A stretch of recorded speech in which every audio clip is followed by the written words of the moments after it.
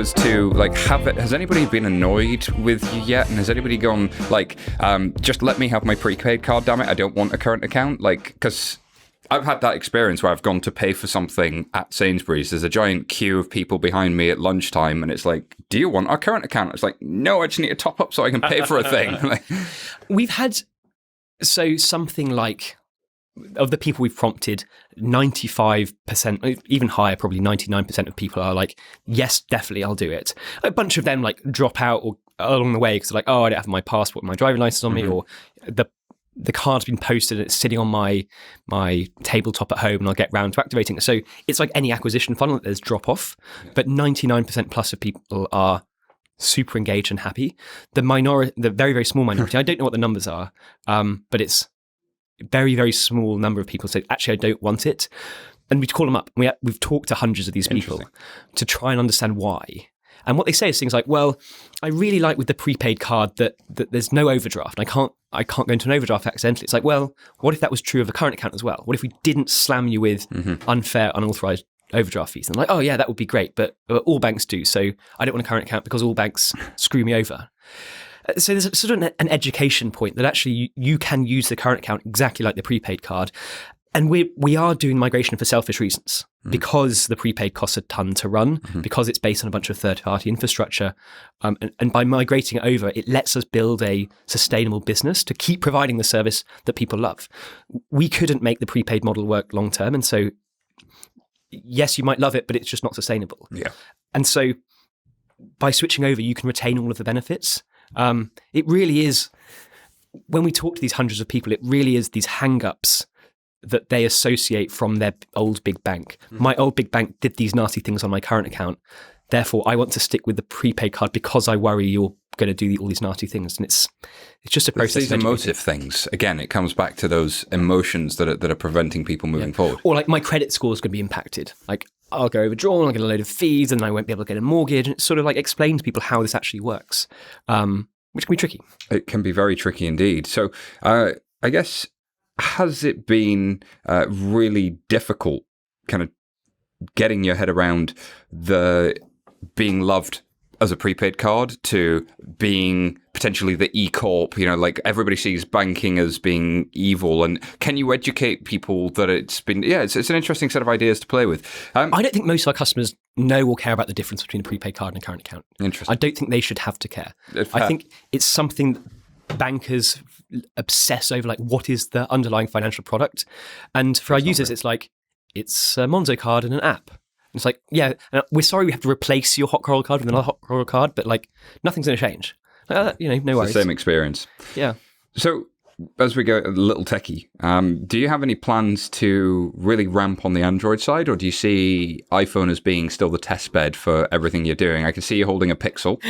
I'm also holding a Pixel, big, which, by the way, on our emoji wall of fame, in fact, everybody in this room, Michael and producer Laura, all have Pixels. So you listeners and David and Jason, there you have it. Your iPhone X is just not good enough. But on our emoji wall of fame, like Pixel was put way down, and it seems like certainly the in crowd of fintech doesn't really favor it. But if you're playing to a mainstream audience, is that something you'd have to ramp on? For sure. And that is the reason I got a Pixel. I was an iPhone user until about 6 months ago. And we weren't taking Android seriously enough as a company because 90% of the company uses iPhone. Frankly, most, not all, I'm going to get flamed on Twitter for saying this, but most of the tech early adopter crowd skews towards iOS, not Android. Most of our early user base, even before we had a product out, it was 90% skewed to iOS. It's now about 60% iOS, 40% Android, still skewed. But as we go more mainstream, absolutely, we have to take it seriously. So our Android team is now 7 developers strong or something, I think. We built the first iPhone app with 1 developer in 9 months. So you should see it improving pretty rapidly. I've got an early build with the Pulse graph on Android now. So that's coming soon. POTS, I think, are live. All of the monthly budgeting stuff should move more quickly. The challenge is just aligning the two platforms. It's sort of, we're working feature by feature now across both iPhone and iOS. The issue becomes like, if one is ready before the other, do we delay it on one platform in order to get the other one up to speed? So like everyone's sort of worse off because we delay everything, or do we launch it early on one and risk pissing off half our user base? And typically we've gone with just launch it early and kind of be transparent. Yeah. We'll see. There's definitely a feeling from us Pixel owners that you can end up being a second-class citizen, but the prepaid card holders could potentially feel the same if they're not converted over. I'm guessing you're going to not put new functionality onto the prepaid cards, and it's all going to be current accounts. Absolutely. So POTS came to only current accounts, not prepaid. We won't be developing more features for prepaid. It will be going away in the first sort of quarter of next year. Oh, Android Pay. That's the thing that came to Android before iOS. Well, yeah, that would make sense. It'd be nice to see tokenized payment capabilities, let's say. There we go. Nerding out. So for those of you watching, you can see that Tom lit up and nerded out for us, but for the listeners, that was quite fun to see. So I briefly intimated at what was the biggest lesson you'd learned in the last year and what would you do differently. I guess it's interesting. I saw a headline about is Monzo the Facebook of banking suggested by The Guardian this week. Maybe it's headline writers that need to be avoided. But where do you see yourself realistically in terms of scale in 3-5 years? What would great look like, and what have you learned that you'll be using in the next couple of years? So I'll answer the first question, the second question first, which is sort of what have we learned and what we're using. I wish we had developed our lending functionality in more depth 6 or 9 months ago. Getting to profitability per customer, or even marginal profitability, i.e. each customer drives more revenue and they incur in costs, allows us to scale without burning more capital, broadly speaking. If you're marginally loss-making, every new customer just burns more cash and you just dig yourself into a deeper hole. So we've got some really interesting lending products coming out very soon that fit in really neatly with POTS and the idea of cash flow smoothing.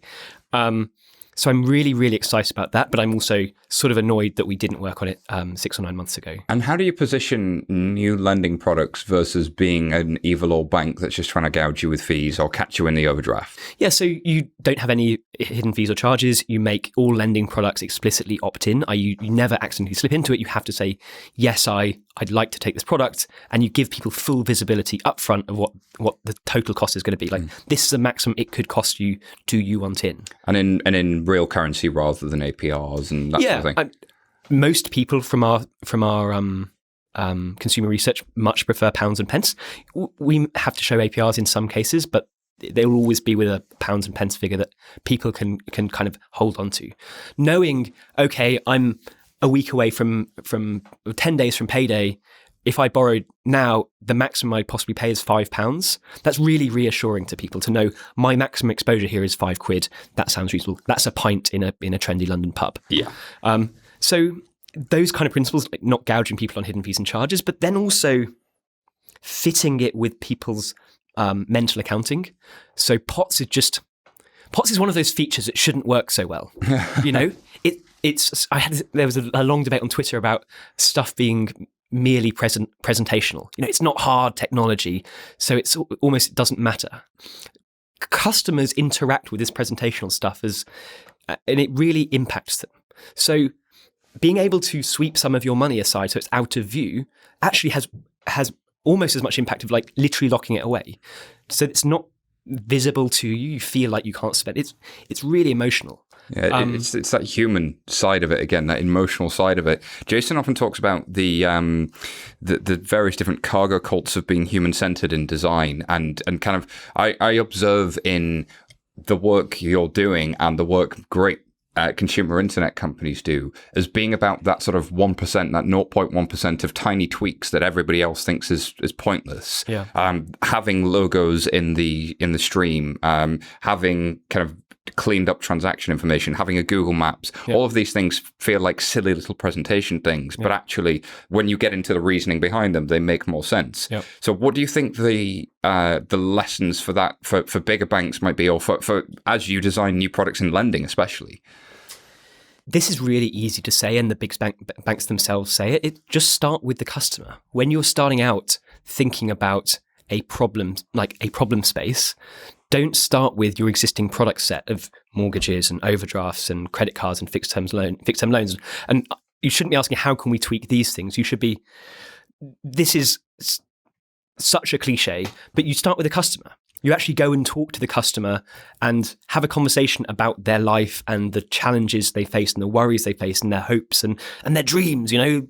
Really, it's these cliches, but it really works. But when you say talk to a customer, I think the hidden in that sentence is a different tactic.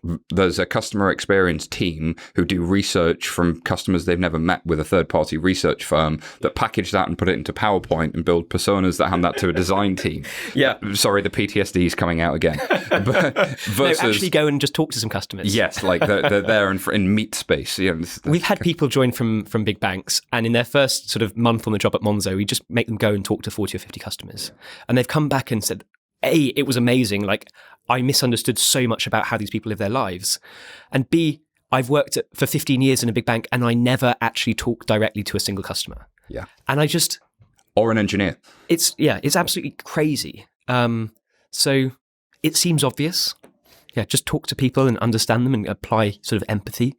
So what's exciting you when you're getting up in the morning these days and coming into the office? What's the thing that you go, yes, this is why I'm this here? Podcast side. Well, yeah, no, we're little engine that could, we're growing.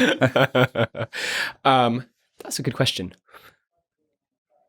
I love working with our product and design teams. And our engineering teams. So my favorite meetings every week are those where we're looking at how recent product launches have done, what the consumer feedback is. So recently it's been all about this whole upgrade process from prepaid to current accounts. We're doing a ton of user research every week.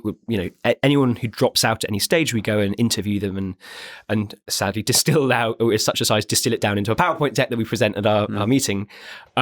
And then figuring out what product tweaks we can make in future. So I love working with design, product, and technology to figure out the evolution of the product.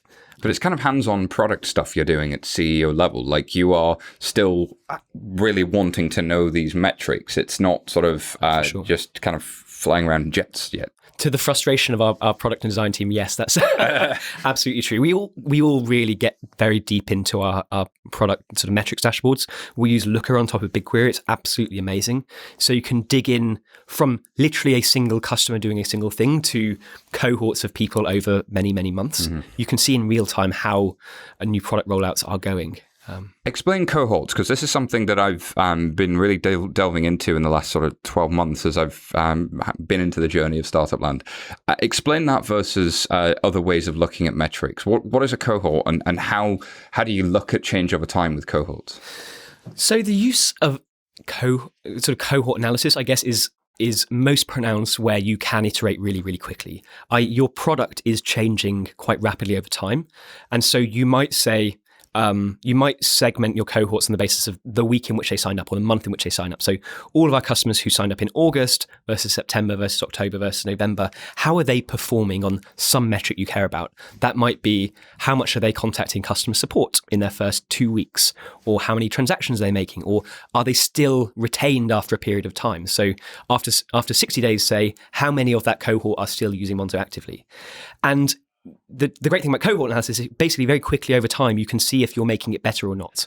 So the August people may be only retained at 55%, but the October cohorts are now retaining at, 70% because of, and you can really, if you A/B test it, especially, you can really pin it down to specific product changes, which is pretty cool. So we run cohorts on all sorts of stuff. Our big thing at the moment is unit economics. So we can track the cost and revenue, the marginal cost, the marginal revenue generated by any single customer. And then we can put it into cohorts. So we might say, we made these product changes. It might be time-based, or it might be, I actually looked at gender the other day just to see if there was a difference. So iOS versus Android. And you can basically see if these product changes are having a positive influence over time. And you can really see that on the top and bottom line directly within the cohorts and the changes. That's really, really interesting. I think it's something that in Startup Land is super well known. It's kind of normal for consumer internet companies, not normal in financial services, certainly with the people I've spoken to. So thank you for kind of sharing that. So before I let you go, I'm going to ask you to just do the ridiculous thing. We always talk about clouds and dirt at 11FS, like the tactics we've talked a lot about, but what's your hopes and dreams? And sort of, you're retired in 20, 30 years time, you look back on Monzo, what did it do and where is it? What change do you want it to be? on the front page of our investment deck for the last at least 4 or 5 rounds, it says we're building a powerful financial control center for 1 billion people around the world. So I think we have the opportunity to build this service that makes people's finances effortless, that improves their lives, even in just a small way, to reduce anxiety or stress or give them more control or visibility or save them money. So I think we can have a positive impact on people's lives. And I want to multiply that by as many people as possible to basically to sort of leave the world in a better state than we found it. Like ultimately that has to be, if not a psychopath, I guess, that has to be everyone's goal, right? I don't know. But not the Hooli, make the world a better place type thing. Yeah, and reduce any of these sort of corporate missions into a soundbite, and they sound like cliches. It's sort of, I think that's how they happen. But yeah, produce a positive change in the world and like have that impact over as many people as possible. And it feels like a 10 or 15 or 20 year journey. It is this powerful financial control center. I think someone's going to build it. I think WeChat actually are really close to building it for 1 billion people in China already. Yeah. But I think someone will do that for the Western world. This aggregating platform that manages all of your money. That's where we're going. And why would that be you and not big tech? Gosh, how long have you got there? Because I think each of the big tech companies have their own sort of sweet spots, their own DNA, the things they're really good at. And to be really good at managing your money, I think you need a set of attributes that the big tech companies don't have, like huge amounts of trust being one. Facebook, for example, is really, really good at social, about viral growth and social. It's WhatsApp and Instagram and Facebook Messenger. Really, really good at building huge communities, but relatively low trust, I think. Google is really good at web scale platforms, Gmail, Google Maps, etc. Apple is really good at high-end devices. Amazon is good at selling stuff really, really, really cheap. None of those, I think, are in the sweet spot of the trusted confidant that manages your entire financial life. I think for any of the tech companies to get there is quite a big leap from their core mission. They might still get there. Who knows? It's interesting you use the word trust. Banks always talk about trust being the thing that they've got that big tech hasn't, but something that's born of tech that builds trust with customers in a different way is certainly an interesting prospect. So, Tom, for those living under a rock, where did they find out more about you or Monzo? We are at Monzo on Twitter or monzo.com on the interweb, or you can download our apps from the Google Play Store or the whatever the iPhone equivalent's called now. I've forgotten. iTunes, the iTunes Store, I guess. Yeah. Thank you for that, Android loving. I appreciate it deep down, and thank you for putting Play Store first. And most of all, thank you for being on FinTech Insider once again. Thank you, Simon.